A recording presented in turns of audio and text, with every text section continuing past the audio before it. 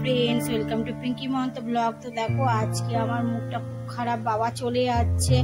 তো খুব মনটা খারাপ হচ্ছে, কিছু করার নেই, বাবাকে তো যেতেই হবে, যেতে দিতে হবে, কারণ কলকাতাতে যেতেই হবে। বাবার নিজের বাড়ি আছে, সংসার আছে। তাও এতদিন আমার ঘরে ছিল, কত আনন্দ, কত সুন্দর কাটিয়েছে দিনগুলো।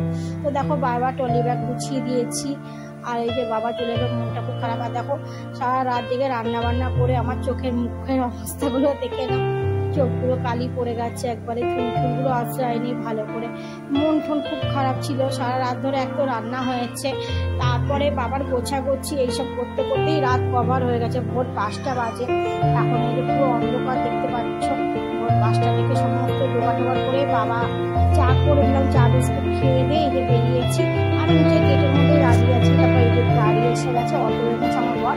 তো অটোতে সব কিছু উঠিয়ে দেওয়া হচ্ছে, বাবার ট্রলি ব্যাগ, বাবার খাবার ব্যাগ সব এই যে বাবা ফেলে আছে। খুব খারাপ লাগছে, মুখটা ফেটে গেছে, কিন্তু চোখে জলটা ফেটে গেছে, কারণ বাবা মন খারাপ হবে। তখন ভিডিওটা শেষ করতে বাই বাই।